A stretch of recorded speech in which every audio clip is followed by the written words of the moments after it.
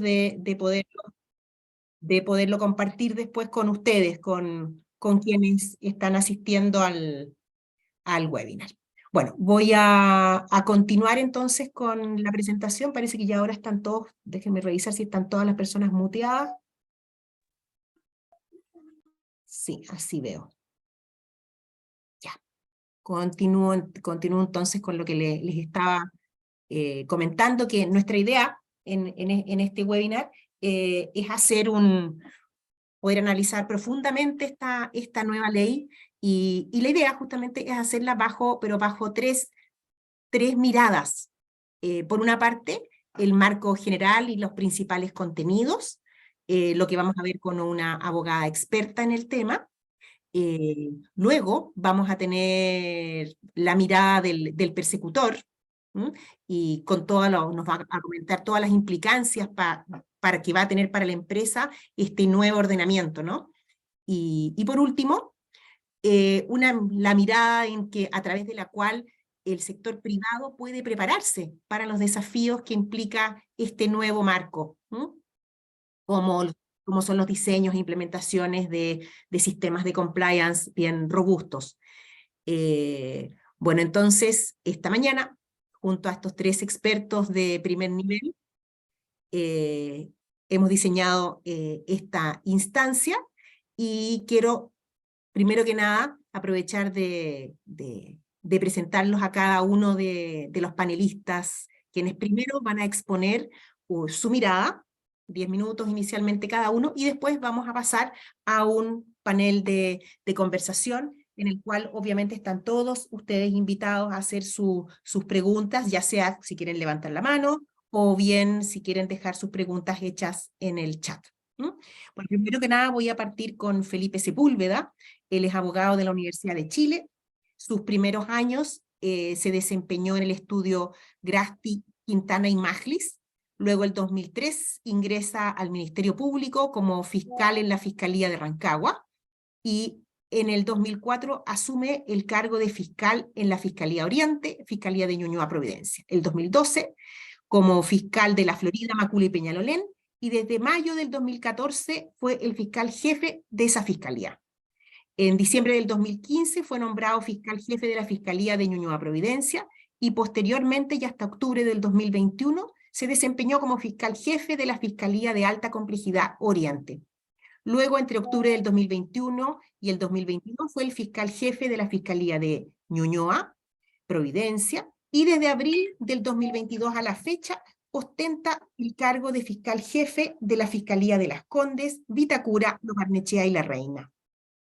Bueno, durante todo este tiempo que ha ejercido esta función en el Ministerio Público, ha tenido la especialidad en delitos económicos y delitos funcionarios, y además la de fiscal especializado en delitos de lavado de activos. Como todos sabemos, ¿no? Ha llevado casos de alta connotación y de alta complejidad relacionados con estas especialidades de él. Ahora quiero presentarles a Alberto Novoa. Alberto es abogado de la Universidad Central y es gerente de asuntos legales y de gobierno corporativo de Empresas SB, que es la matriz de Salcobrand, de Preunic, entre varias otras empresas. Alberto también, además, es profesor de gobierno corporativo en la Facultad de Economía y Negocios, en la FEN, de la Universidad de Chile, y cuenta con estudios en la Escuela de Derecho de la Universidad de Harvard. Luego tenemos a nuestra experta también en representación de lo que son la expertise de los estudios de abogado, que es Francisca Franzani. Ella es abogada de la Universidad Adolfo Ibáñez y es máster en Compliance y Derecho Penal en la Universidad de Castilla de la Mancha.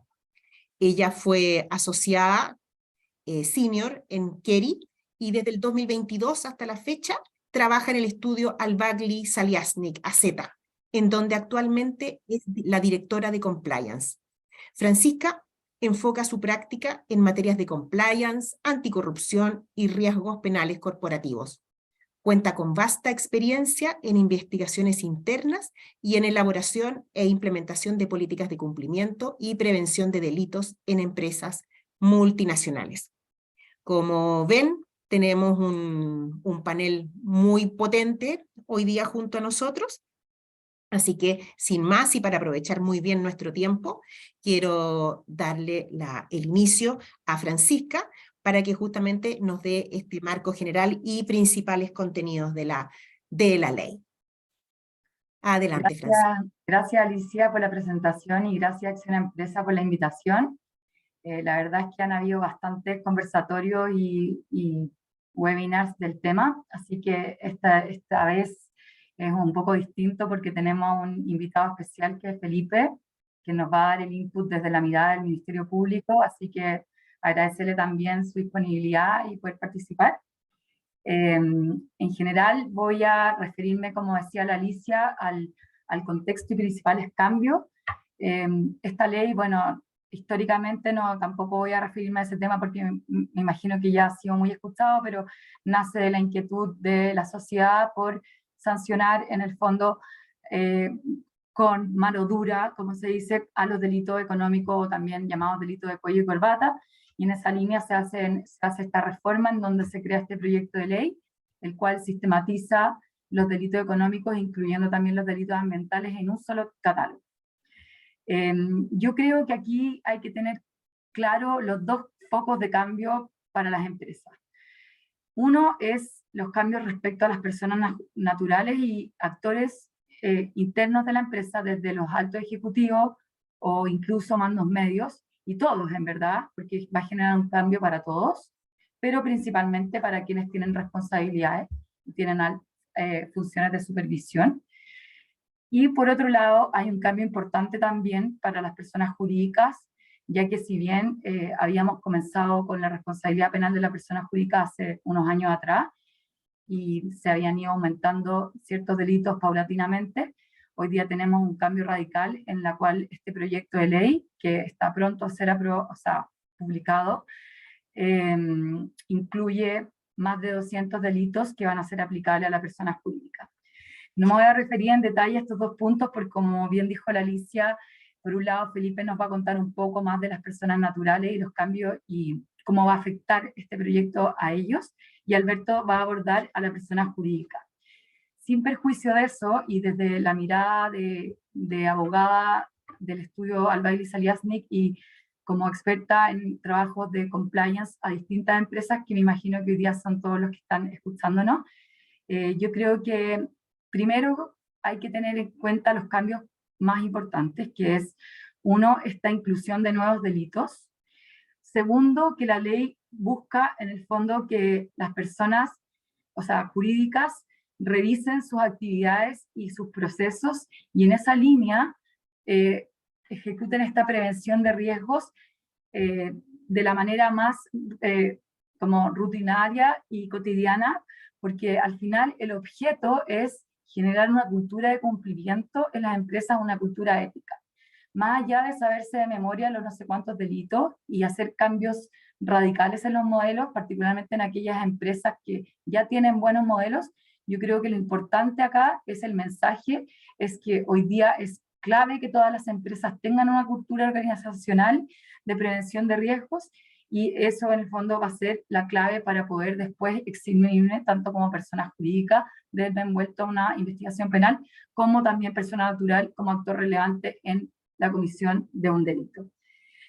También hay varios cambios en relación a la creación de algunos delitos nuevos, y bueno, como decía al principio, si bien habla de delitos económicos, también hay un nuevo catálogo importante de delitos medioambientales, que había sido un proyecto y que había estado largamente discutido y que no había sido en el fondo también aceptado o ejecutado en el Congreso, que ahora bien se vienen a sancionar conductas que hoy en día son quizás sancionables a nivel administrativo, pasan a ser conductas delictuales, y yo creo que aquí va a haber un cambio relevante para todas las empresas, particularmente aquellas que tienen operaciones en terreno, las empresas mineras, las empresas de energía, y en general todas las empresas que tienen impactos en el medio ambiente y que en el fondo también tienen relación con las autoridades como la Superintendencia del Medio Ambiente y tienen que entregar reportes.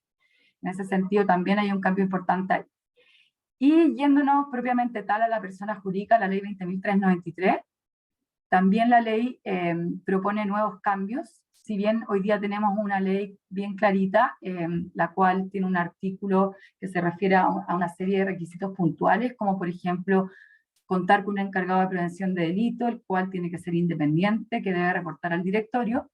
La ley, el proyecto de ley hoy día es un poco más flexible, en el sentido de que propone contar con un sujeto o sujetos responsables, entendiendo que van a haber varios ámbitos de riesgo, y en ese sentido nuestras recomendaciones han sido quizás aquellas empresas que sean más grandes y que tengan en el fondo distintas actividades, generar distintos encargados respecto a las potenciales áreas de riesgo, como por ejemplo un encargado de medio ambiente, un encargado de temas tributarios, un encargado de delitos relativos a los recursos humanos de los trabajadores, que son también incorporados en este proyecto de ley.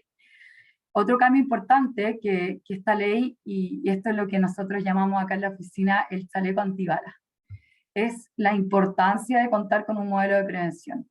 Si bien hoy día muchas empresas tienen un modelo, muchas tienen un modelo bastante avanzado, particularmente aquellas empresas multinacionales, están también con políticas y con controles también bien actualizados que los van revisando continuamente. La ley propone hoy día un cambio importante en el sentido de que aquellas empresas que cuentan con un buen modelo de prevención se van a eximir de responsabilidad penal, o sea, directamente eximir.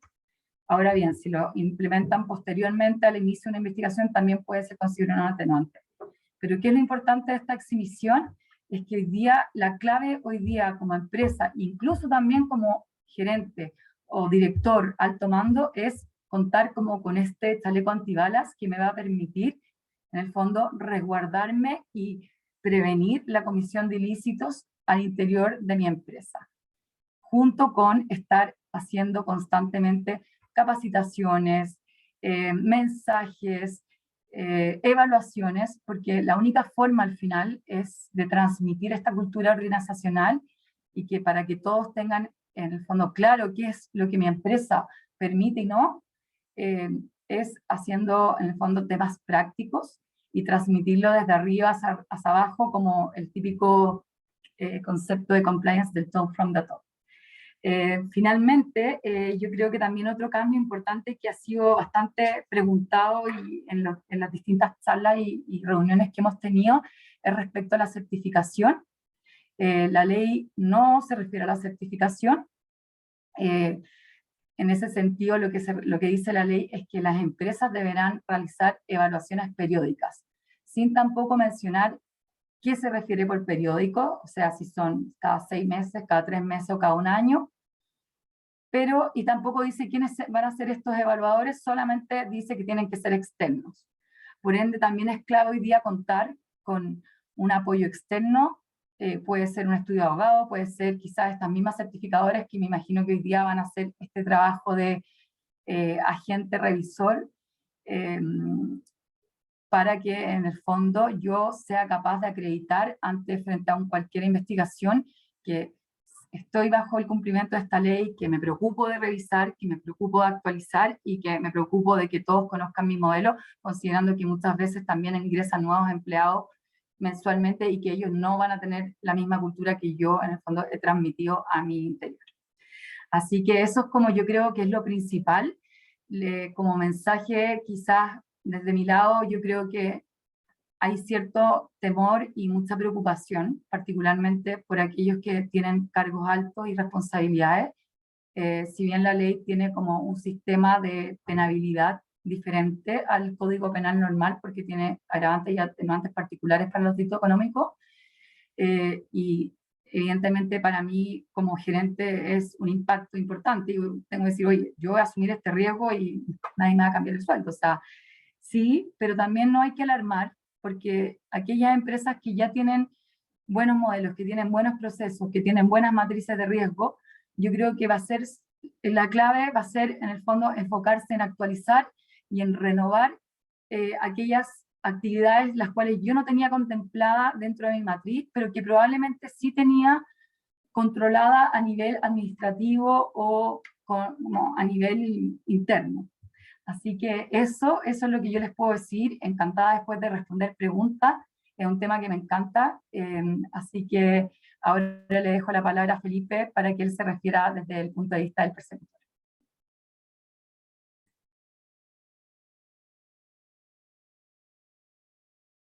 Hola, buenas tardes. Primero que todo, muchas gracias por la invitación a mi empresa, a Francisca, que me contactó, Alicia también, que ha servido de una buena coordinadora respecto a este tema. Y bueno, lo que vengo un poco a hablar yo de cuál es nuestra mirada desde el punto de vista de la Fiscalía respecto a esta nueva ley de delito económico que todavía se está rigiendo, pero que va a ser ya es una realidad prácticamente, y que en un tiempo muy acotado ya efectivamente va a ser ley de la República, y por ende va a surtir aplicación. Francisca fue muy clara en el sentido de cuál es la ratio legis de esto, y de alguna manera es hacer eco al sentir ciudadano de que en esta clase de delitos corporativos, los delitos de cuello y corbata, no había sanción efectiva. Un poco el discurso que hay respecto a que la cárcel es solamente para los pobres y otras cosas o eslóganes de ese tipo, digamos, tienen alguna cabida en esta modificación legal. Entonces, lo que hace esta ley de delito económico en realidad es crear un sistema de determinación de pena paralelo que existe en el Código Penal, que es aplicable a todos los delitos, que se aplica en la actualidad, ¿cierto?, también a los delitos de carácter económico. Este sistema de determinación de pena es privativo o exclusivo, ¿cierto?, de los delitos que se consideran económicos en los 4 primeros artículos de la ley.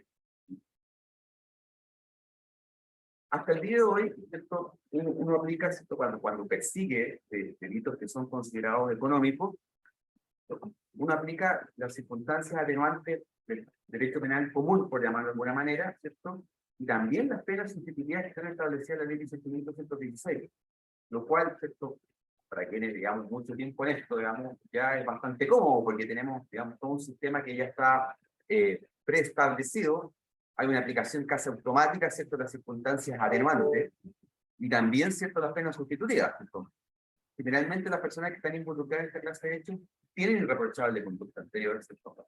La reincidencia es un fenómeno aplicable a otro tipo de delitos, a otro tipo de criminalidad, no a la económica, probablemente un gerente, ¿cierto?, o una persona que tiene una posición relevante en una empresa, es primera vez que se ve involucrado, ¿cierto?, probablemente en un delito de este tipo, y además, ¿cierto?, los términos en los cuales está redactada la otra atenuante que es relevante en este caso, que es la colaboración sustancial del crecimiento de los hechos, hace que prácticamente se aplique de forma automática. Eso conlleva, ¿cierto?, que las penas privativas de libertad que establece, ¿cierto?, la ley para estos delitos, que en general no son muy altas, sean más bajas. Y al ser más baja también, ¿cierto?, conlleva que se apliquen generalmente penas sustitutivas. Vale decir que las personas que son condenadas por delito económico generalmente se le aplica una remisión condicional de la pena, ¿cierto?, o una libertad vigilada intensiva cuando se trata de casos más graves. Pero la cárcel efectiva para este tipo de criminalidad prácticamente no existe. Ese es el panorama del día de hoy. Ahora este esquema se cambia totalmente, porque ya no rigen las circunstancias atenuantes y agravantes del Código Penal, o sea, ya no rige la irreprochable conducta anterior, ¿cierto? Ya no rige la reincidencia como agravante, ya no rige la colaboración sustancial del crecimiento de los hechos y otras, sino que existen ahora las atenuantes y agravantes que están establecidas en esta ley. Y el sistema de esta ley establece 2 clases de circunstancias atenuantes y agravantes: las simples, se llaman, y las muy calificadas. Solamente las muy calificadas inciden en la determinación de una pena. Entonces, las circunstancias atenuantes muy calificadas, que son en este caso la culpabilidad muy disminuida, y por otro lado, ¿cierto?, el perjuicio que no sea tan relevante, que en este caso en concreto no sea superior a 40 unidades tributarias, son las circunstancias atenuantes que pueden hacer una baja de pena.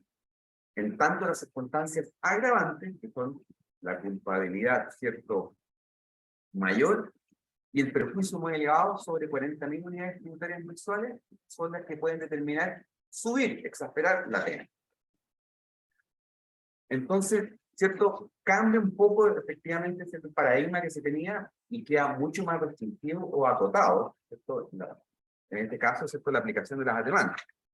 Pero las atenuantes y agravantes no son solamente importantes para el efecto de determinar la pena en concreto. Y aquí yo creo que vamos al corazón un poco de esto, son muy relevantes y son muy determinantes para efectos de establecer o determinar la aplicación de una pena sustitutiva. El derecho penal común tiene 3 penas sustitutivas: la revisión condicional de la pena, la revisión parcial y la libertad vigilada. La revisión condicional y la libertad vigilada son las que se aplican habitualmente para las personas que no tienen condenas anteriores, que son probablemente las personas que razonablemente pueden ser imputadas por esta clase de delito. Pero en esta nueva ley, solamente hay penas sustitutivas para quienes, respecto a los cuales no concurre una circunstancia atenuante, una circunstancia agravante muy calificada. Si el perjuicio muy elevado o una culpabilidad mayor está relacionada, ¿cierto?, con con la posición, ¿cierto?, de primacía que se tiene respecto de la persona que está imputada por el delito, hay una circunstancia agravante muy calificada y por ende una aplicación efectiva de la pena en la cárcel. Eso es el caso concreto. Siendo ese, ¿cierto?, el ámbito de aplicación, obviamente que para nosotros se nos generan bastantes problemas. El primer problema que creo yo que es relevante para nosotros es la determinación de si efectivamente, ¿cierto?, un caso concreto es delito económico o no.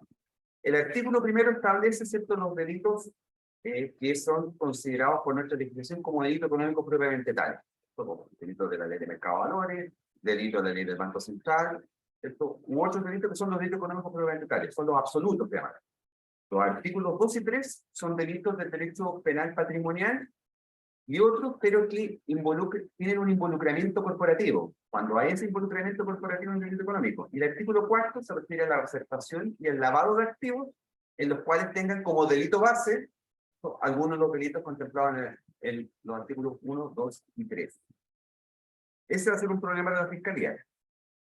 Segundo problema, creo yo, al título de atenuante muy calificada, la determinación, yo creo, de la culpabilidad muy disminuida, o también, ¿cierto?, en este caso, la determinación, porque en el caso del agravante, ¿cierto?, está establecido que quien tiene una posición de primacía o, ¿cierto?, si tiene una posición más relevante en la empresa, cuando interviene hay una agravante, pero en el caso del atenuante yo creo que es más difícil.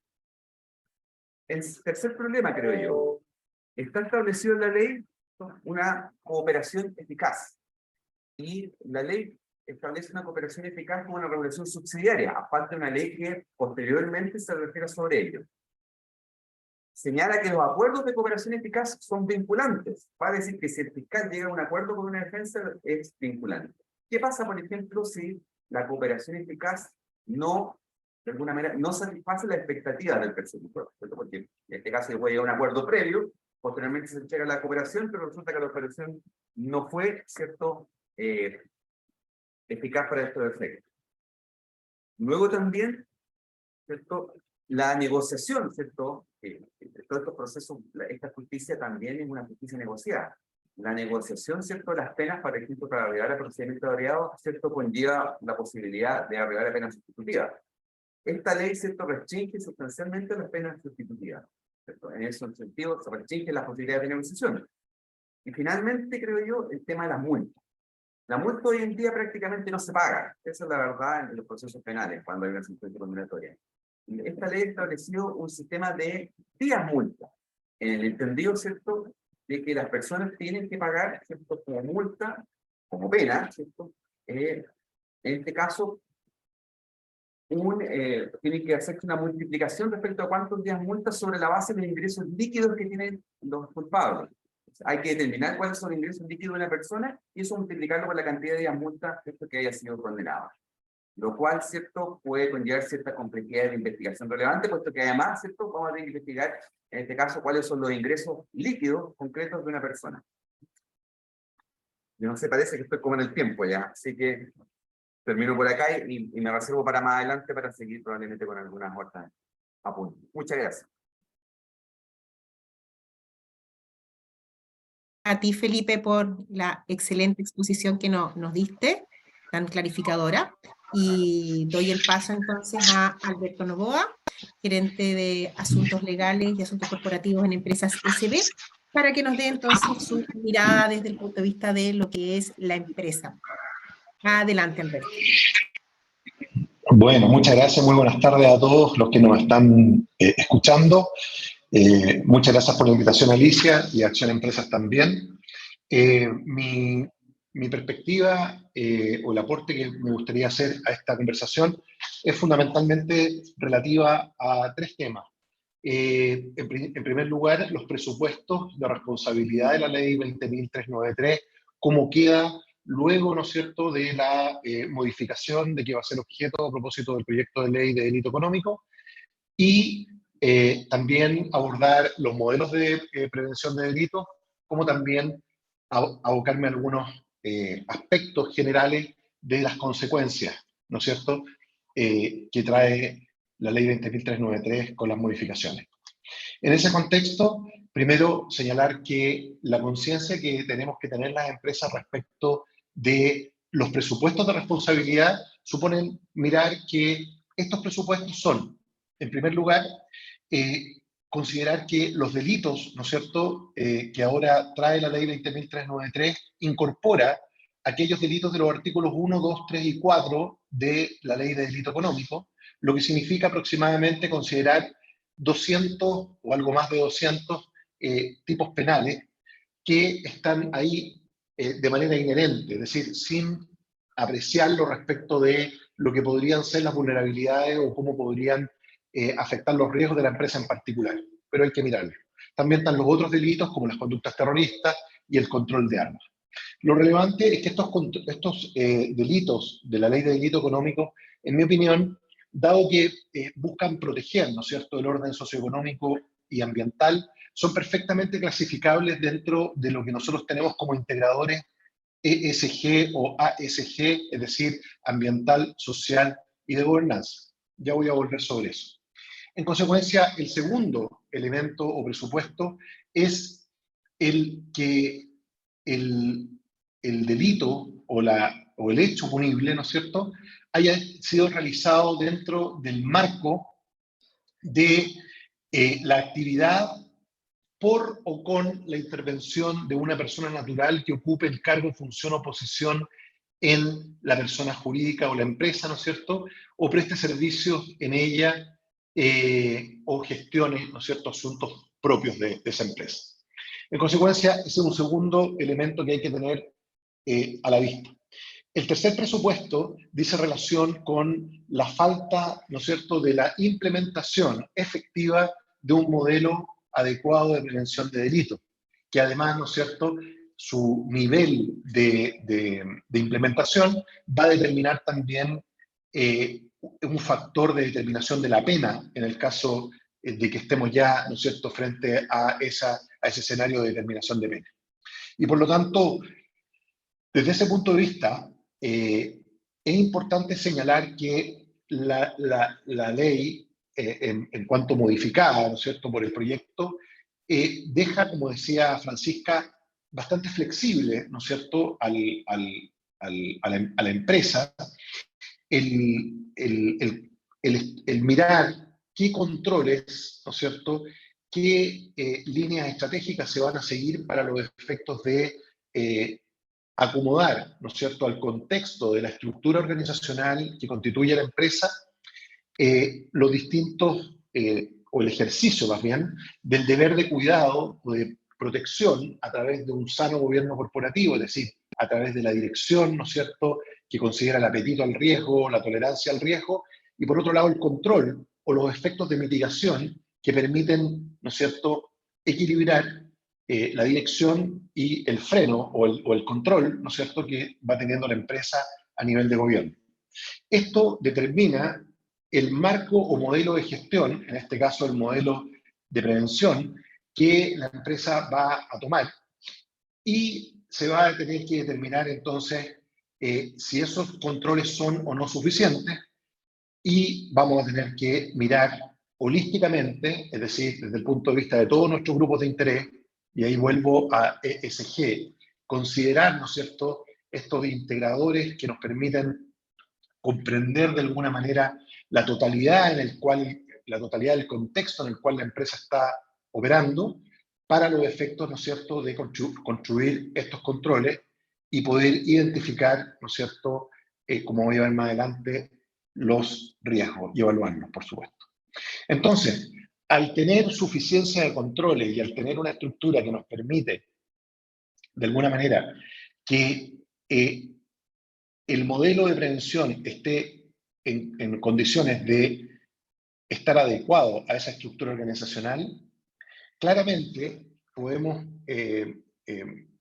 estar satisfechos o tranquilos eventualmente, ¿no es cierto?, de que hemos sido lo suficientemente previsores o hemos visto antes los eventuales, ¿no es cierto?, las eventuales vulnerabilidades que se pueden aprovechar o las amenazas que se pueden aprovechar de nuestras vulnerabilidades, y por lo tanto estamos en una lógica en la cual nuestro deber de cuidado, es decir, nuestro deber fiduciario o de confianza de cuidado, está siendo debidamente gestionado.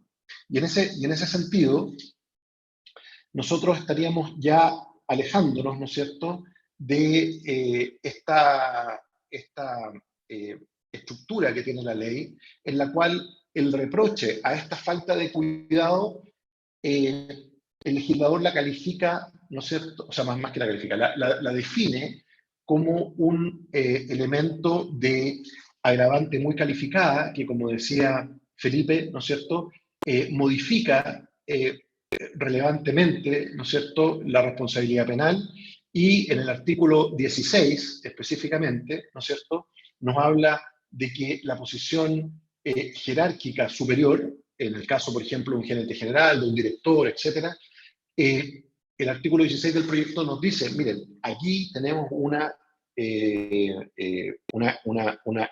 agravante calificada por el solo hecho de tener un mayor reproche, el hecho de preocuparnos, ¿no es cierto?, de que la estructura sea la adecuada y que ejerzamos debidamente el deber de cuidado. Y a la vez nos da un atenuante muy calificada también en el artículo 14, en la letra B, cuando nos dice que podemos de alguna manera ganarnos ese atenuante cuando hemos previsto, ¿no es cierto?, o mitigado los daños que eventualmente se pueden hacer a la víctima o a un tercero.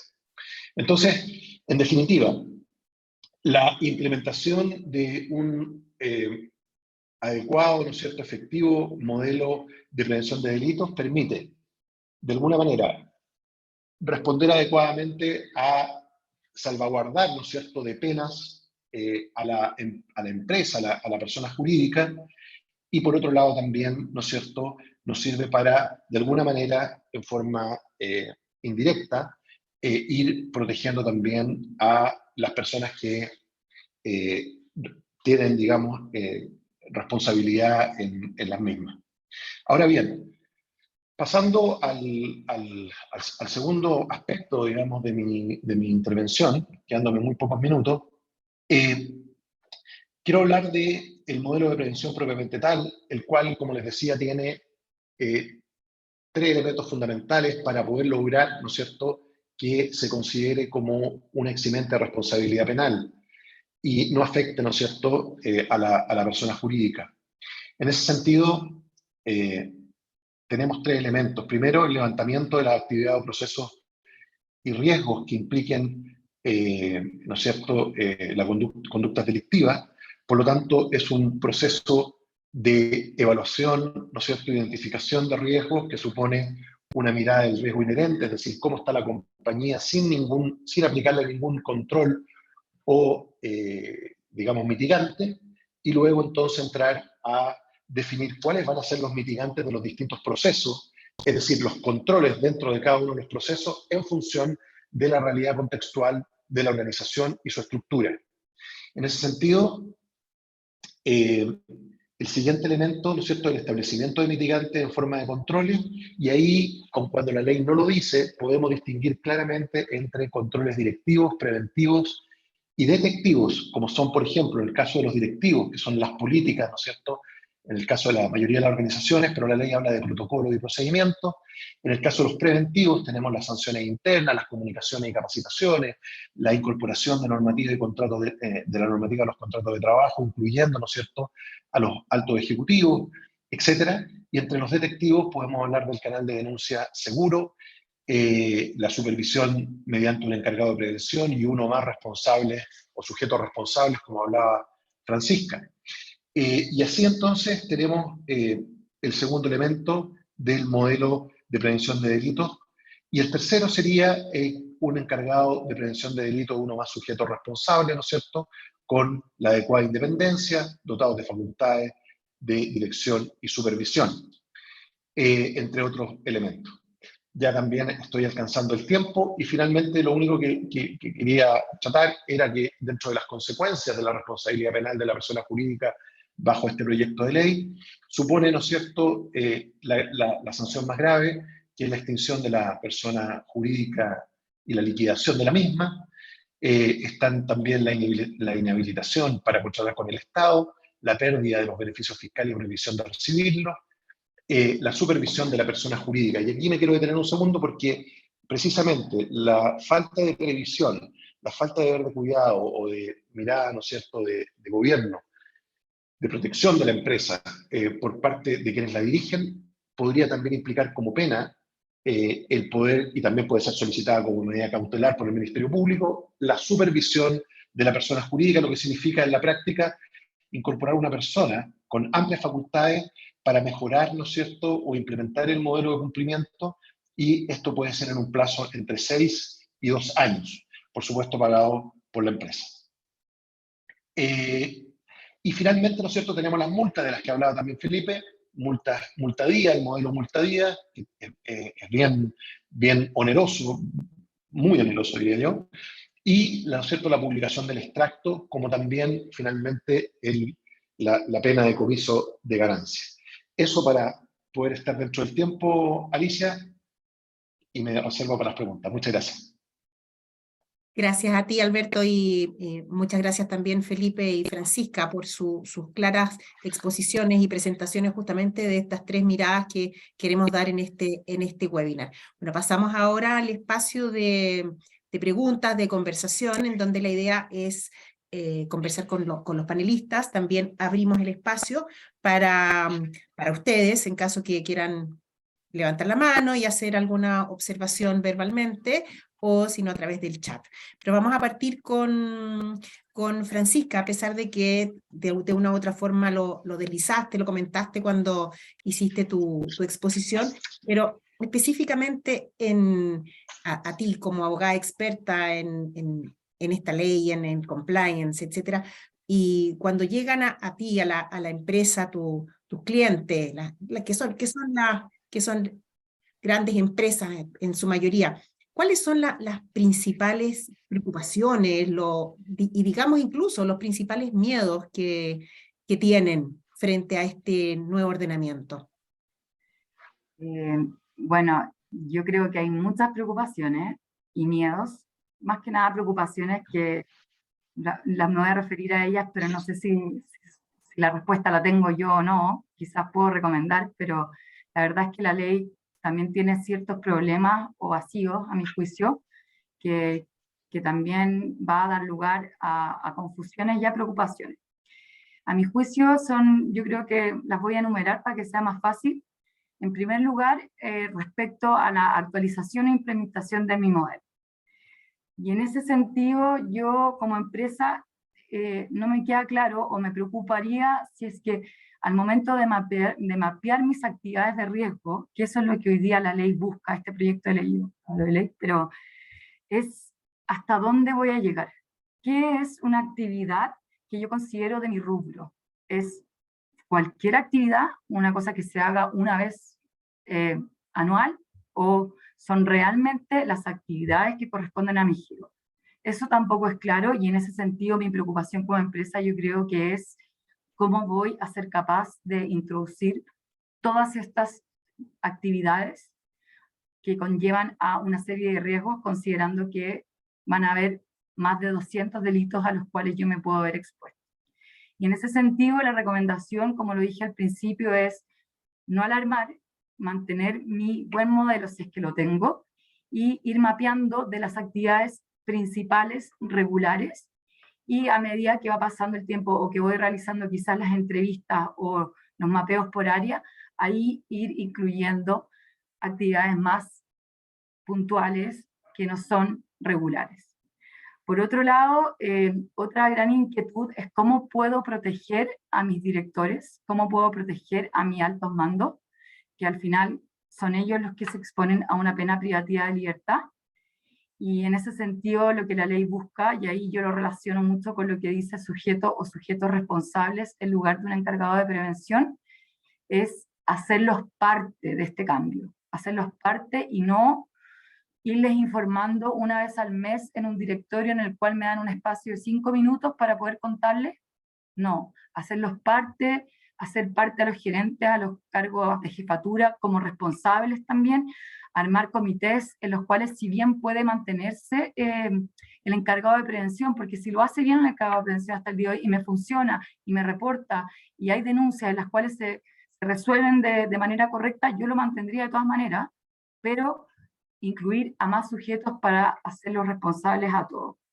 Otra inquietud que también yo creo que ha sido también conversada y comentada en distintas situaciones y reuniones es respecto de las cláusulas de los contratos.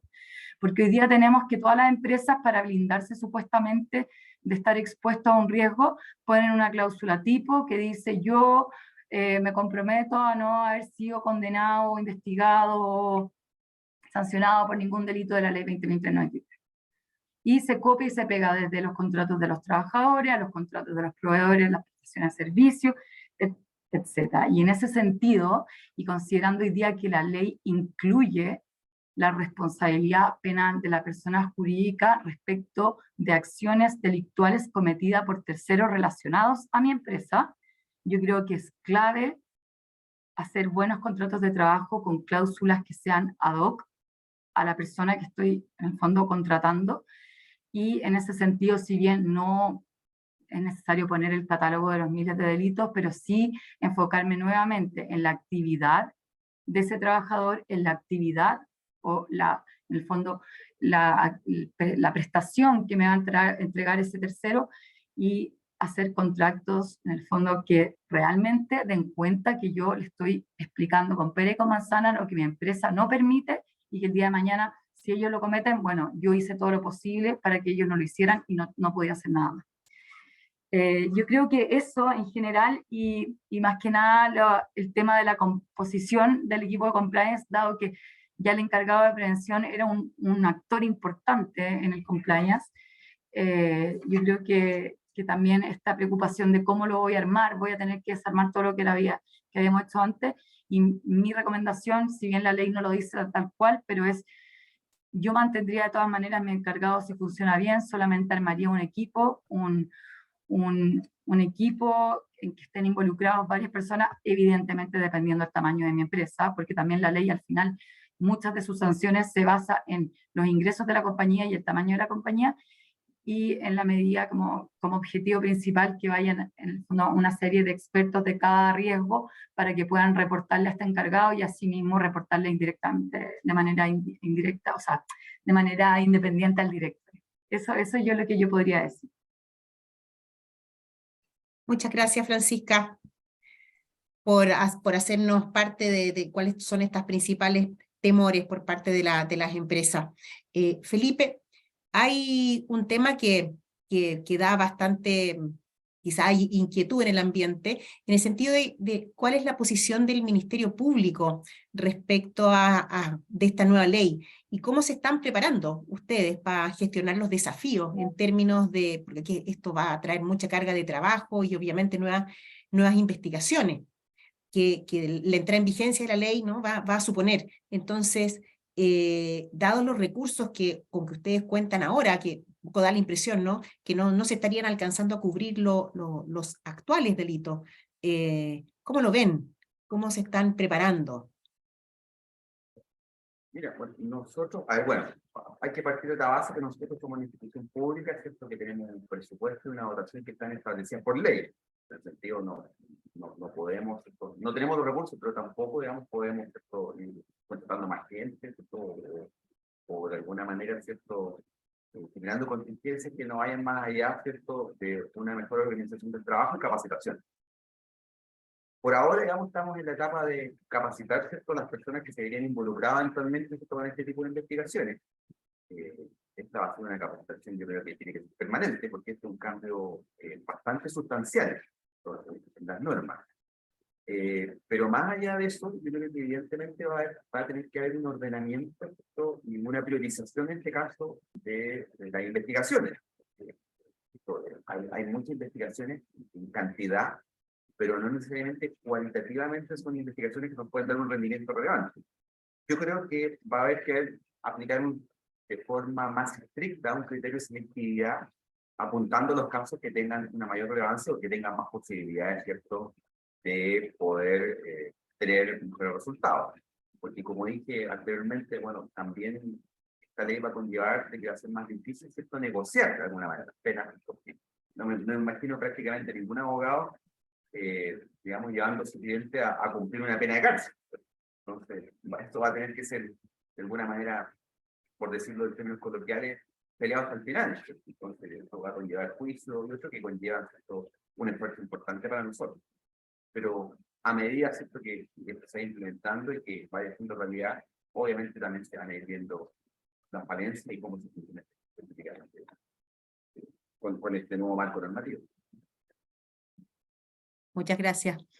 Alberto, y considerando que bajo la ley 20.393 las empresas no llevan matrices de riesgo en respuesta a los desafíos de la misma ley, y al ser esta una nueva ley, pareciera ser que la misma medida de respuesta no fuera suficiente, o si lo es, una pregunta. Y otra arista también, ¿basta con incorporar los nuevos delitos o deben adoptarse otro tipo de medidas? Y si tienen que adoptarse otro tipo de medidas, ¿cuáles medidas? Bueno, en primer lugar, creo que la base de todo digamos, el rol que tiene la empresa en estas materias está apalancada en el tratamiento que hace de los riesgos. Si la empresa busca, ¿no es cierto?, alta rentabilidad y alta reputación respecto de sus distintos grupos de interés, necesita, ¿no es cierto?, un sistema de gestión muy integrado para poder lograr efectivamente, ¿no es cierto?, mitigar cualquier riesgo que se produzca. En ese sentido, lo recomendable por el estándar, digamos, general en la materia es contar con líneas de defensa que permitan tener, ¿no es cierto?, un dueño de riesgo, una persona que se haga cargo de los riesgos inherentes al negocio y luego, ¿no es cierto?, de aquellos que puedan resultar residuales una vez que se apliquen los controles y que sea, ¿no es cierto?, el sujeto efectivamente responsable de primera línea. Luego, una segunda línea que supervise esta situación, porque acordémonos que no hay atribución de responsabilidad cuando se cumplen, ¿no es cierto?, los deberes de supervisión y dirección, o dirección y supervisión, por parte de la empresa. En ese sentido, el rol que le atribuye el legislador, en particular en el numeral tercero del artículo 6º, ¿no es cierto?, de la ley 20.393, como queda después de la modificación, es precisamente que cuando esto no ha sido posible, es decir, cuando la empresa no ha logrado prever, ¿no es cierto?, la posibilidad de un delito, puede intentar, ¿no es cierto?, para ganarse un atenuante, de alguna manera formalizar, ¿no es cierto?, o construir un sistema en que permita, ¿no es cierto?, un modelo de cumplimiento, por decir así, ad hoc. Y dentro de eso, lo más relevante que establece el legislador es precisamente, ¿no es cierto?, que se acredite la independencia del encargado de prevención de delitos. Por lo tanto, el encargado de prevención de delitos en este modelo, ¿no es cierto?, de líneas de defensa, pasaría a ser la segunda línea que ejercería, ¿no es cierto?, la dirección y supervisión de manera independiente del negocio para no tener conflicto de interés, y tendría, ¿no es cierto?, los sujetos responsables en el interior de la compañía, no de una manera estándar o, como dicen, una sola medida, ¿no es cierto?, una talla les sirve a todo el mundo, sino que muy ad hoc, muy al contexto de la empresa, muy de boutique, si ustedes quieren, no de gran tienda, sino de boutique, para que el traje quede perfectamente a la medida. Entonces, cada empresa en función del diagnóstico que haga, ¿no es cierto?, de sus vulnerabilidades, de sus posibilidades, etcétera, de lo que está haciendo también sus pares, porque aquí, como hay una medida de razonabilidad en esta materia, implica, ¿no es cierto?, que el buen padre de familia va a ser comparado con otros padres de familia al momento del reproche, al momento de la exigibilidad de la conducta distinta, y por lo tanto, el cómo genere o cómo él actúe en materia de riesgo va a ser no solamente una cosa que él va a tener que decidir aisladamente, sino también en relación de lo que está haciendo el resto. Y por lo tanto, lo que está aparentemente, ¿no es cierto?, dictándonos las buenas prácticas o las sanas prácticas en estas materias, tiene que ver con precisamente esta gestión integrada de riesgo, donde tenemos un encargado de prevención de delitos, tenemos gente, ¿no es cierto?, oficiales o sujetos responsables que lo pueden apoyar, pero también tenemos dueños de riesgo, que son aquellas personas que están en el día a día, que están enfrentando la realidad del negocio y que tienen que estar muy bien capacitadas, muy bien entrenadas. ¿Para qué? Para estar habitualmente, es decir, tener las habilidades de reconocimiento de aquellos riesgos que eventualmente hoy día, por distintas razones, sesgo, atajos de repente que se toman, o ruidos que hay en el ambiente, no están siendo conscientes de ello. Eso creo, Alicia. Gracias, Alberto. Oye, acá una pregunta tanto para Felipe como para Francisca, para ambos. En la ley vigente se indica qué elementos debe tener, ¿no?, un modelo de prevención de delitos, pero en este proceso de actualización se agrega que el modelo de prevención de delitos también debe detectar los delitos. Entonces, desde el punto de vista del cumplimiento, Francisca, ¿será suficiente un canal de denuncias?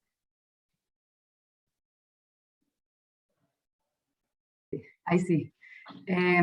Bueno, yo creo que hoy día ya la ley te exige contar con un buen canal de denuncia y que seas capaz de estar en conocimiento y de auditar internamente los procesos de denuncias y terminarlos con un resultado. Entonces, en ese sentido, yo creo que no es un cambio respecto al proyecto de ley, sino que por el contrario es como fomentar la actividad del canal de denuncia, hacerlo más transversal, hacerlo más confiable, hacerlo más cercano a todos los colaboradores de mi compañía para que se atrevan a denunciar y que sea en el fondo uno de los elementos claves que me va a permitir detectar ciertas conductas al interior de mi empresa. Yo no sé, no soy la fiscal, así que esa le doy el pase a Felipe, pero me imagino que si yo demuestro en una investigación penal que detecté desde los inicios una conducta supuestamente constitutiva de delito y que llevé a cabo una excelente investigación y que yo sí tenía todos los controles para prevenirlo y que al final fueron un grupo de trabajadores los que lo hicieron en beneficio propio, me imagino que podría ser considerada una circunstancia atenuante o quizá incluso eximir de responsabilidad si es que se pondera en la investigación correspondiente. Ahí, no sé, Felipe, si quieres pues seguir con la pregunta. Justamente esa era la parte para Felipe específicamente, claro, porque desde el punto de vista de la fiscalía, ¿no? Por ejemplo, ¿qué ponderación se va a tener si es que el modelo tiene actividades de detección reales, como por ejemplo, no sé, pues, auditorías internas, externas, etcétera? Pero, no sé, pues, el ilícito finalmente no fue detectado por parte de la empresa, o al revés, si es que gracias justamente a esas acciones el delito sí fue detectado. Bueno, este es un tema muy interesante en lo que atañe a la responsabilidad de las personas penal de las personas jurídicas.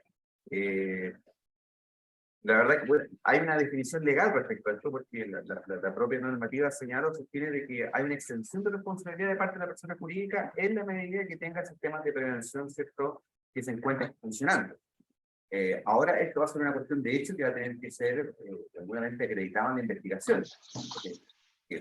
Muchas veces aparecen estos modelos de prevención de papel, en los cuales uno revisa y existen ciertos, de alguna manera, todos estos modelos, pero que no están implementados, o sea, que en la práctica no funcionan. Con implementación me refiero a que, de alguna manera, la cultura organizacional de la empresa se encuentre, de alguna manera, funcionando el modelo de prevención y que sirva. Entonces, si el modelo de prevención sirve, no hay responsabilidad penal de la persona jurídica. Pero así de sencillo. Y más aún si el modelo de prevención lo detectó bueno, yo creo de que tiene que quedarse con la tranquilidad de que para eso es el modelo de prevención, justamente para detectar los delitos, porque evidentemente yo creo que a ningún fiscal se le ocurriría, ¿cierto?, hacer responsable a la persona jurídica por un hecho que es privativo o exclusivo de algún, ¿cierto?, colaborador, que en este caso no tiene ninguna relación, ¿cierto?, con, en este ámbito en particular, con la plana directiva de la empresa y que solamente lo hizo de mutuo propio. O sea, lo importante es que la empresa haya adoptado en este caso, ¿cierto?, el modelo para los efectos, ¿cierto?, de prevenir estos delitos o para detectarlos en que ocurren. Perfecto. Aquí hay una pregunta del público de Matías Infante, ¿no? De WOM. Gracias, Matías. Y nos hace una pregunta abierta a los tres panelistas. Y nos dice, ¿no hay un riesgo que en los casos concretos, juicios, se alegue la inconstitucionalidad de la ley con motivo de la no aplicación para los delitos económicos de las atenuantes de la irreprochable conducta anterior y la colaboración sustancial?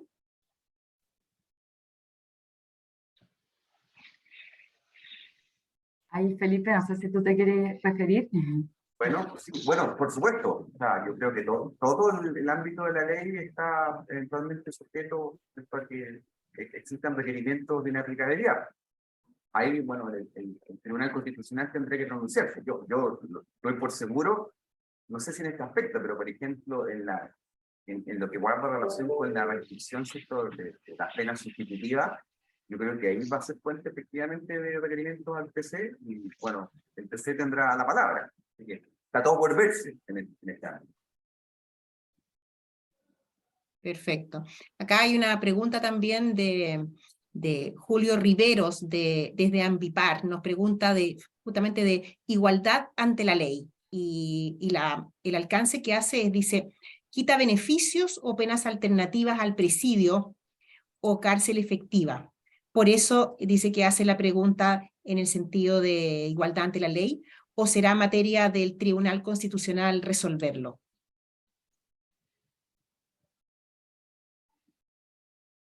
Yo creo que, bueno, va un poco en línea con con la pregunta anterior. Obviamente, bueno, hay un tema en el cual, objetivamente, este es un sistema que discrimina, ¿cierto?, respecto de una clase de delito en particular a la cual le aplica un estatuto más restrictivo. Ahora, lo que tiene que determinar el TC, digamos, que si esa discriminación es arbitraria o no. Respecto a lo cual, obviamente, no voy a pronunciar, porque lo verán otras instancias. Yo solamente me voy a decir lo que está en la ley, pero claramente, digamos, esto va a ser, al final va a ser manejado por el TC, porque las defensas van a arribar en los casos específicos, ¿cierto?, a requerimientos concretos. Y ahí vamos a ver qué es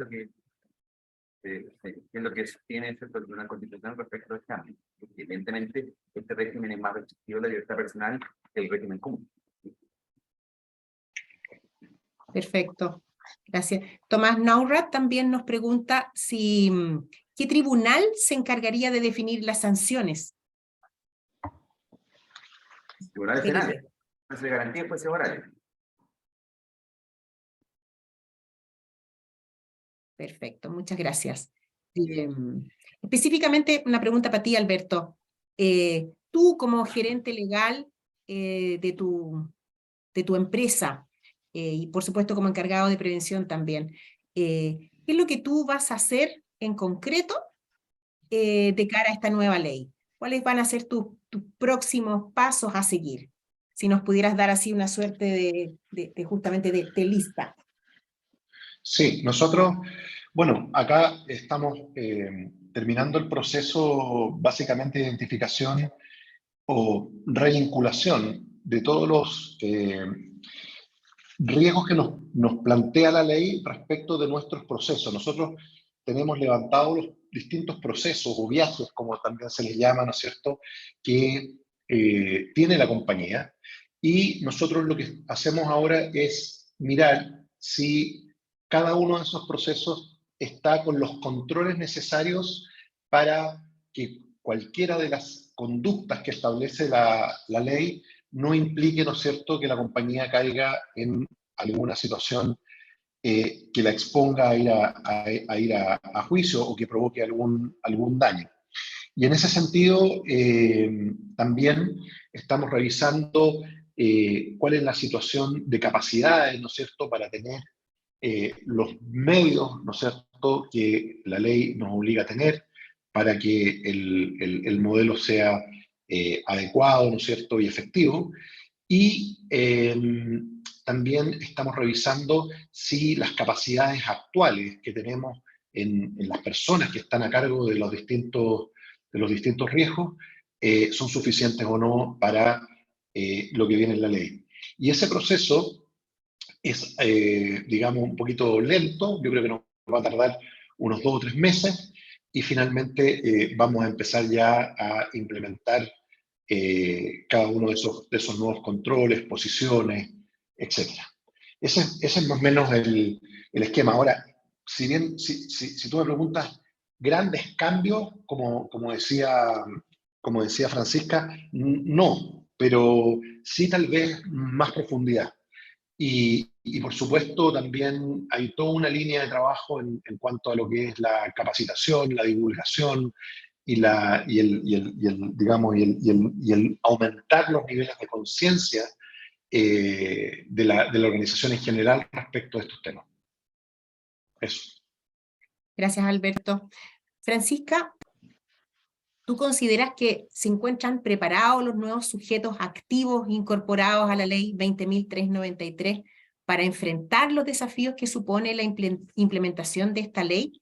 ¿Y cuáles son las mayores dificultades que van a enfrentar las empresas que ya cuentan con una institucionalidad de cumplimiento ante estos nuevos requerimientos? Las mayores dificultades, los mayores desafíos. Bueno, aquí yo voy a ser un poco menos conservadora en mi opinión de la ley.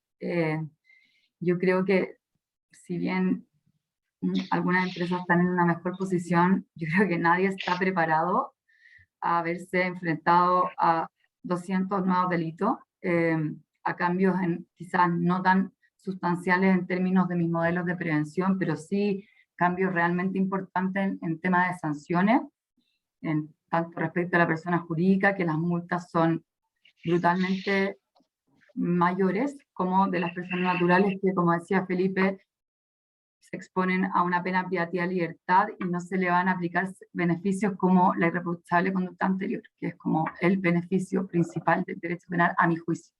Entonces, en ese sentido, preparados propiamente tal, no creo que ninguno esté preparado. Algunos están en una mejor posición, y sí, aquellos que tienen modelos de compliance tienen un camino recorrido, evidentemente va a ser más fácil transmitirlo, va a ser más fácil actualizarlo. Y en relación a aquellos sujetos que no estaban obligados, bueno, me imagino que va a ser probablemente un tremendo desafío. Particularmente yo veo a los partidos políticos que ellos sí han sido bastante cuestionados, han estado envueltos en investigaciones penales, y la verdad es que el partido político propiamente tal nunca fue sancionado como persona jurídica. No desconozco si los partidos cuentan con modelos de prevención de delito, puede ser que sí, pero no es obligatorio y nunca ha sido. Entonces, en ese sentido, tienen un trabajo más arduo, van a tener que contratar a asesores que los ayuden a implementar estas nuevas modelos, estas nuevas prácticas, van a requerir de auditores o externos que lo estén revisando constantemente, porque van a tener que, en el fondo, defenderse y ser capaces de demostrar que ellos también están en la línea de la prevención. Eso es lo que yo creo respecto a la pregunta. Muchas gracias, Francisca. Para ti, Felipe, específicamente, ¿cuáles son los mayores impactos para los altos mandos y para los mandos medios en las distintas compañías, en las distintas empresas? Eso por una parte. Y también, en el caso de que un director de una sociedad anónima, en una investigación por un delito económico, entregara información relevante para aclarar la investigación, ¿tendría algún reconocimiento por ello? Bueno, son preguntas interesantes, pero yo creo de que, en primer lugar, yo creo que si me preguntan a mí qué es lo más importante de esta ley, al final son las circunstancias atenuantes y las agravantes, específicamente las agravantes. yo les comenté en su momento, ¿cierto?, que la circunstancia, una circunstancia grande muy calificada está relacionado con cometer el delito en una posición de jerarquía en la empresa. Entonces, y en el caso en concreto, cuando concurre una circunstancia grande muy calificada, genera necesariamente una pena privativa de libertad. En este caso, se acaba la libertad y ahora hay pena privativa de libertad para quien incurre en una circunstancia grande muy calificada. Entonces, por una parte, entonces, tener esta posición, ¿cierto?, de gerente general, director, o tener una posición de mando en una empresa, por cierto que soy un sujeto de riesgo, si se quiere, o está enfocado en mí, eventualmente una aplicación de esta clase de circunstancias, porque, digamos las cosas como son. O sea, hay una percepción, ¿cierto?, hoy día, de que las personas, ¿cierto?, que están en la cúspide de las organizaciones, en general, no responden, ¿cierto?, por los delitos que se cometen dentro de la organización. Entonces, dicen, bueno, ok, perfecto, los directores, el gerente general, que tiene una posición, ¿cierto?, relevante de jerarquía en la empresa, ¿cierto?, si él comete un delito, tiene una culpabilidad mayor, y por ende, tiene que cumplir en la cárcel. Esa por una parte. Pero por otro lado, también, la propia ley establece, ¿cierto?, una atenuante que la supedita a una eventual nueva legislación que se aboque con más detalle esto de cooperación eficaz. Y esta cooperación eficaz está establecida en términos tales que puede involucrarse una atenuante muy calificada, puede bajar pena y por ende, ¿cierto?, eximir en este caso la cárcel, ¿cierto? Y también conlleva, ¿cierto?, de alguna manera que exista acuerdos vinculantes. Va a decir, si una defensa de una persona imputada en estos delitos concurre ante el fiscal y acuerda una cooperación eficaz, el acuerdo es vinculante. En otras palabras, ¿cierto?, el fiscal no se puede desdecir, ¿cierto? Entonces, porque si yo llego a acuerdo y me tomo la mano con el defensor y digo, perfecto, estoy de acuerdo en que usted tiene una cooperación eficaz, yo no puedo después decirle al tribunal que sabe que esta persona no ha colaborado. Entonces, oye, pero ¿cómo que no ha colaborado? Si yo estuve con el fiscal, ¿cierto?, y llegamos a este acuerdo. Entonces, ahora, por ejemplo, esto vamos a tener que regularlo nosotros internamente, ¿cómo se va a arribar a esto? Va a haber una especie como de contrato de cooperación, en la cual, ¿cierto?, vamos a tener un documento por escrito, lo va a firmar el fiscal, lo va a firmar el abogado. ¿Qué pasa si hay un incumplimiento de la cooperación? O la cooperación no tiene el rendimiento que uno esperaba, que es probablemente uno de los aspectos más relevantes, porque la cooperación eficaz está definida en la ley en términos de aportar ciertos antecedentes concretos y relevantes, ¿cierto?, para la resolución de este caso, ¿cierto?, o para mitigar el perjuicio o otro tipo de situaciones. Pero yo puedo controvertir, decir, mire, ¿sabe qué? En realidad lo que usted me está diciendo no tiene nada de cooperación eficaz. Usted me está contando lo mismo que ya sé porque me dijeron 20 testigos. Entonces, ¿cuál es la aporte nuevo? Entonces, eso obviamente lo van a tener que resolver los tribunales. Pero lo importante es que por lo menos la ley lo reconoce. Lo reconoce y jurisprudencialmente se tiene que zanjar cómo opera efectivamente este atenuante, y lo relevante también, creo yo, o es una garantía o una ley para la defensa, es que es vinculante, ¿cierto?, para el Ministerio Público el reconocer esta situación. Esto es. Muchas gracias, Felipe. Alberto, y específicamente, ¿qué efectos tiene esta ley de delitos económicos y el modelo de prevención respecto de otros programas de cumplimiento que las empresas tienen y que tu empresa tiene? Bueno, yo creo que en general, dado que los riesgos, ¿no es cierto?, están dispersos en distintos ámbitos que pueden eventualmente también afectar a esta ley. Estoy pensando, por ejemplo, en áreas tan poco normales, digamos, que estén dentro de un programa de cumplimiento penal, como por ejemplo el fraude informático.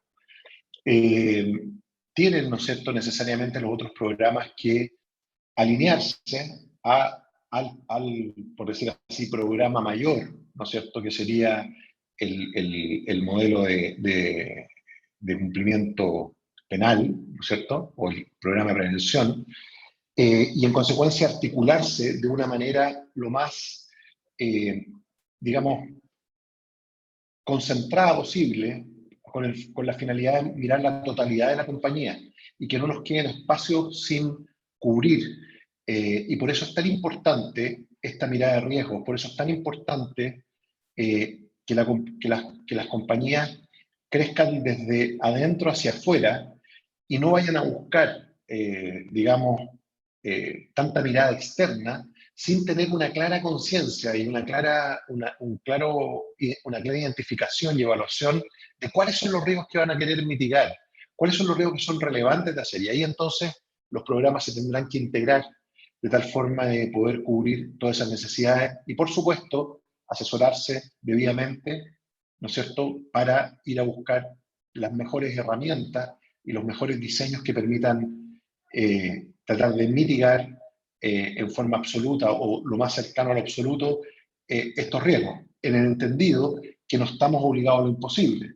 Es decir, por el solo hecho de que nuestro deber de cuidado corresponde al del buen padre de familia, ¿no es cierto?, como así lo define el Código Civil, nosotros vamos a hacer lo que diligentemente y desde el punto de vista de una persona media vamos a poder mirar y ver, pero no obligado a lo absoluto y lo imposible. Lo que sí creo que el tribunal va a tener que ponderar es que esto tenga un grado de seriedad, ¿no es cierto?, y que cumpla con todos los elementos que la propia ley ya nos dice.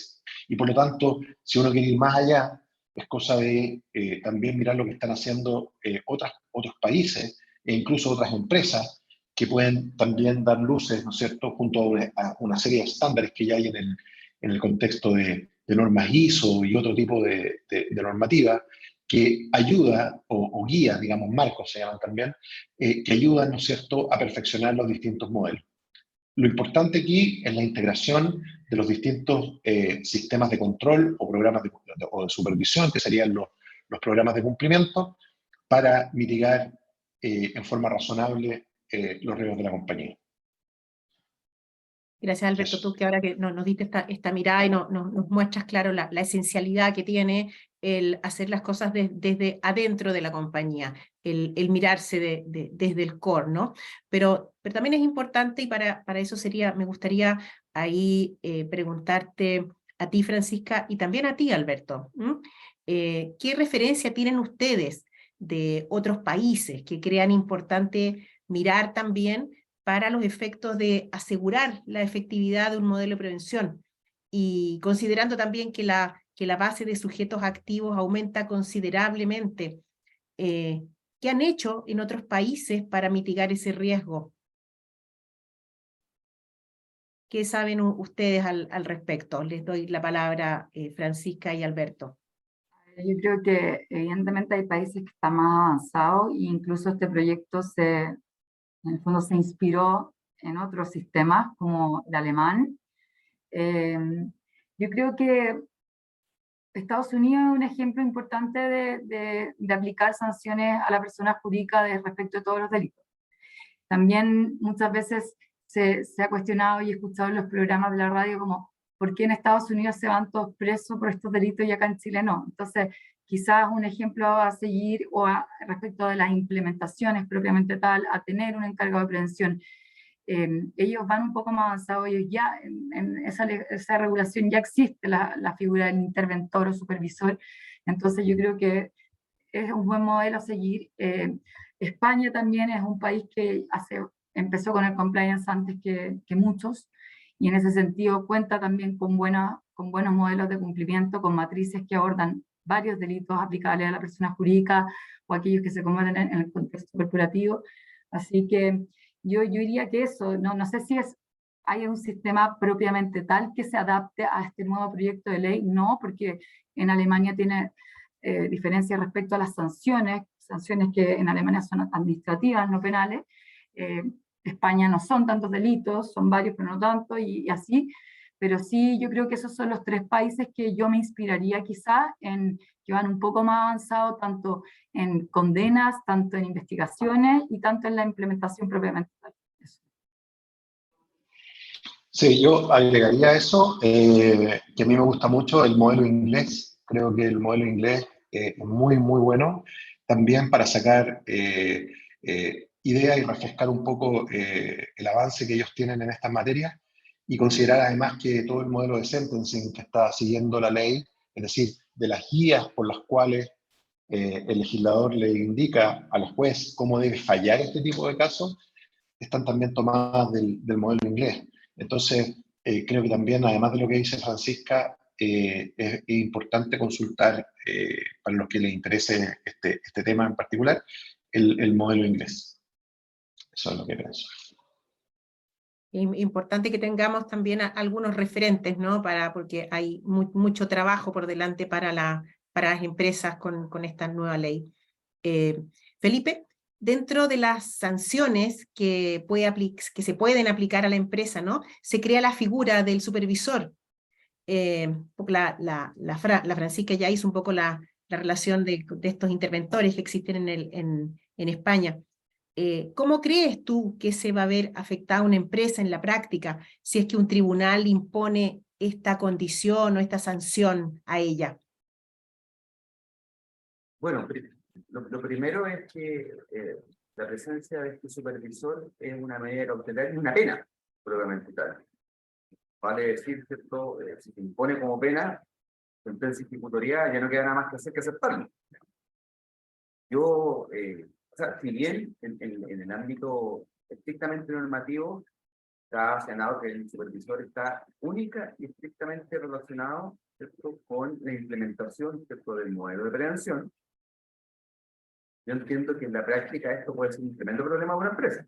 Tener una persona, ¿cierto?, ajena a la estructura corporativa que esté, digamos, interviniendo en la empresa, ¿cierto?, y que tenga acceso a toda la información sensible. Yo creo que si al supervisor se le pasa un poco la mano, por decirlo de alguna manera, el único camino que le queda, ¿cierto?, a la empresa es ir al tribunal. Tiene que decirle al juez, bueno, señor juez, digamos, aquí nos puso un supervisor como pena, pero está que este señor se está involucrando en aspectos que no le conciernen, que no guardan relación con el modelo de prevención de riesgo y no le conocen. Por favor, digamos, aclárenle qué es lo que tiene que hacer y enmiende la plana. Y después va a tener que resolverlo. Pero creo que es un tema importante para las empresas que efectivamente va a generar, ¿cierto?, más de ninguna polémica, creo yo, la aplicación práctica de esta pena. Probablemente si tiene posiciones como el procedimiento abreviado u otra, se van a tratar por parte de los abogados de la empresa de evitar esta pena. Y por otras penas distintas a esta que parece que es bien compleja para la estructura corporativa. Muchas gracias. Julio Riveros de Ambipar nos está preguntando también cuál es la justificación y diferencia entre los delitos graves que tienen las penas alternativas y el delito económico no tiene. Bueno, la diferencia es que, a ver, para un delito común, un delito no económico, hoy en día, si usted es condenado a una pena inferior a 5 años de cárcel, tiene todo un abanico de posibilidades de penas sustitutivas. Tiene la remisión condicional de la pena, tiene una condena hasta 3 años y no ha sido condenado anteriormente, va a decir que van una vez en gendarmería. Tiene el beneficio de la reclusión parcial, que es que efectivamente tiene una condena anterior, pero no supera los 3 años. Y tiene la libertad de vigilarse, que le impone una condena que es superior a 2 años, pero inferior a 5. Esta nueva ley termina con la libertad de vigilar. Entonces, solamente le queda la remisión de la pena, pero en la medida que no tenga, ¿cierto?, una agravante muy calificada, y existen las restricciones parciales que pueden ser domiciliarias, ¿cierto?, o no establecimientos de gendarmería. Si usted tiene una agravante muy calificada, tiene una pena de cumplimiento efectivo en la cárcel. Es un poco así, resumiendo en 30 segundos, digamos, cuál es el panorama de las medidas de la pena sustitutiva.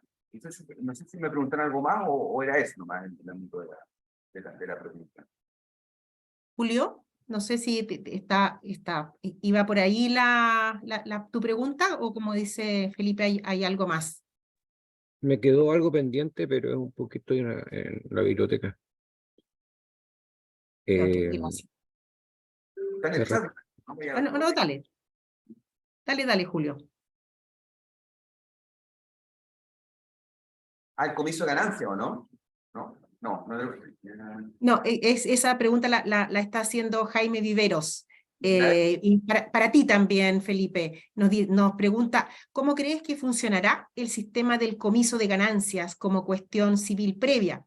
sobre todo considerando que la ley de delitos económicos no contempla reformas al sistema procesal penal.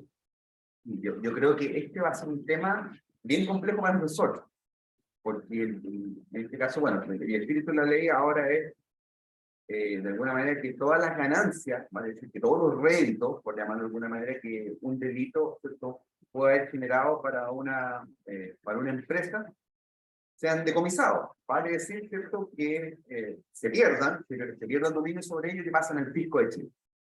Ese es el espíritu. Pero eso está muy bien siempre y cuando yo tengo un responsable, ¿cierto? Si yo condeno al gerente general por haber cometido un delito económico, ¿cierto?, por ejemplo, una estafa, ¿cierto?, que está en el caso del artículo 2 de la ley, porque hay involucramiento corporativo, ¿cierto?, todas las ganancias de esa estafa deben pasar al fisco. No solamente, ¿cierto?, no solamente, digamos, los elementos utilizados, no solamente la defraudación propiamente, sino que las ganancias, o sea, los puntos civiles, los intereses, todo lo que hice con ese dinero que me generó ciertos réditos, ganancias. Esa es la idea. Pero la ley se pone en el supuesto de que no exista condena y pese a ello, ¿cierto?, hay igual un comiso. Por ejemplo, si el responsable del delito fallece. Por ejemplo, el responsable del delito se encuentra prófugo de la justicia, pensando por ejemplo en don Alberto Chang, ¿cierto?, que evadió la justicia chilena en Malta y que al final nunca fue condenado, ¿cierto? U otros casos de ese tipo, o que haya habido una absolución por falta de participación, pero que se haya determinado que hubo un hecho conmigo. Y en ese caso, la Fiscalía debe instar por el comiso de ganancias, ¿cierto?, ante el tribunal oral, porque es una decisión civil que tiene que tomar, ¿cierto?, el juez penal. Y yo entiendo que a veces para el Ministerio Público probablemente no es muy atractivo, ¿cierto?, instar por el comiso de ganancias cuando no tenga imputado. O sea, ir solamente por un tema civil, ¿cierto?, un tribunal penal. Yo creo que ahí la práctica de los tribunales va a determinar o zanjar cómo se hace esto, pero tendría que hacerse un juicio de comiso de ganancias. Entonces, va a ser una complejidad adicional al fiscal, quien, ¿cierto?, siempre busca un imputado, ¿cierto?, o de carne y hueso, o una empresa, ¿cierto?, para condenar, pero en este caso solamente va a tener que ir a un juicio para decomisar ganancias, probablemente una persona que no existe, porque falleció o porque no está, o porque no es responsable penalmente. Ahí vamos a ver cómo opera la práctica. Perfecto, muchas gracias. Alejandro Reyes también te está preguntando a ti, Felipe, ¿cómo se imputará la responsabilidad penal a la empresa por aquellos delitos que solo tienen pena de multa? Por ejemplo, los de la ley de propiedad intelectual.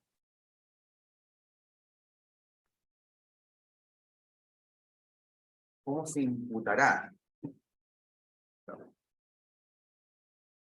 O sea, bueno, no entiendo, o sea, claro, se imputan como todos los delitos, no, pero no entiendo cuál es la duda, digamos. Parece como que esa es una intención respecto a los otros delitos en lo que guarda el asunto de imputación, digamos.